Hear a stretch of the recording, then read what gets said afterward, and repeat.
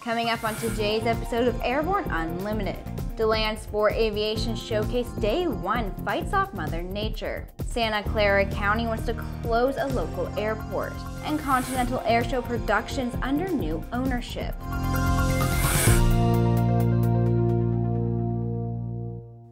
Happy Friday and welcome to the show. I'm Sophie Herlock. It never fails. Have a major fly-in and Mother Nature tends to rear her ugly head. However, in the case of the DeLand Sport Aviation Showcase, the weather turned out surprisingly warm, and despite some clouds and threats of storms, the weather was held at bay. Thankfully, this year's DeLand Sport Aviation Showcase event started with record advance ticket sales, sold out indoor and outdoor exhibits, and a lot of people ready to celebrate the last big sport aviation event of 2019. There's a lot to see here this year. 100 exhibitors, from Titan's exquisite replica P-51 Mustang, to the C-Max amphibian, to Viking's Honda automotive aircraft engine conversions, to the decidedly non-LSA Velocity Canards. The sport aviation community seems a bit more positive than it has been in the past years. It's also carefully awaiting new LSA rulemaking that we hope to see in place sometime after Oshkosh 2020. In the meantime, retrofit avionics are hot, and a number of ADS-B devices are still prominent, even with the ADS-B mandate just a few weeks away. We'll have a more comprehensive report for you on Monday, providing the weather holds. And by the way, the new Bob Hoover Legacy Foundation displays at Booth 407, where Aero News Network's Misako Campbell is working despite the fact that Saturday is her and Jim's anniversary. So stop by and say hello. Sandia introduces the new SAI 340 Quattro TSO'd airspeed, attitude, altitude, and slip. With integral backup battery, safety never looked so good. See it now at www.sandia.aero.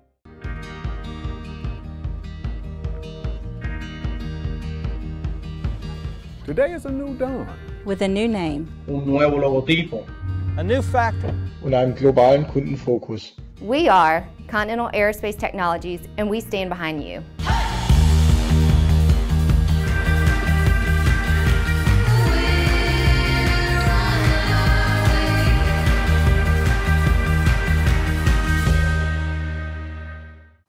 Welcome back. It's time for today's trip around the patch.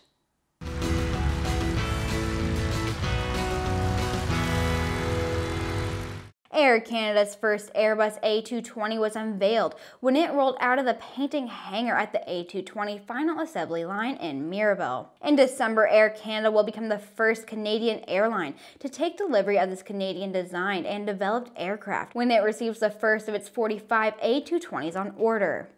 Allegiant plans to establish a 2-aircraft base at Des Moines International Airport, with operations beginning in May of next year. This will be Allegiant's 20th base of operations, a $50 million investment which will locate 2 Airbus A320 aircraft in Des Moines, bringing at least 66 new high-wage jobs to the community. Last week, NASA gave reporters a look at the X-57 Maxwell aircraft in a hangar at its Edwards Armstrong Research Center. The aircraft is getting ready for ground testing and is based on the Tecnam P2006T twin-engine airplane, but has been fitted with 14 electric motors and propellers. Kaman Aerospace Group has been awarded an indefinite delivery and indefinite quantity contract by Boeing. This new work package is for the manufacture of wing control surfaces and structural assemblies in support of the U.S. Air Force's A-10 Thunderbolt Advanced Wing Continuation Kitting Program. The U.S. Air Force awarded Boeing a $99 million contract to provide up to 112 new wing assemblies and up to 15 wing kits through 2030. We'll be right back with the rest of the news. There's a difference between charting a steady course and pushing for the ceiling. And for nearly a century, Hartzell Propeller has been defining that difference. It's in our passion for engineering and research and our dedication to testing the limits of performance. We are built on honor. We are Hartzell Propeller.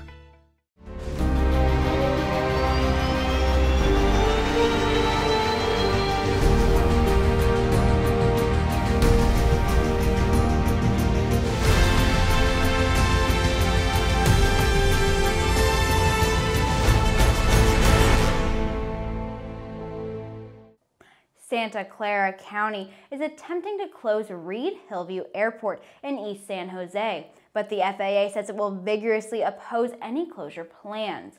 Last December, the Santa Clara County Board of Supervisors voted to stop accepting new federal AIP grants for the airport, allowing it to close as soon as 2031. But the FAA said not so fast.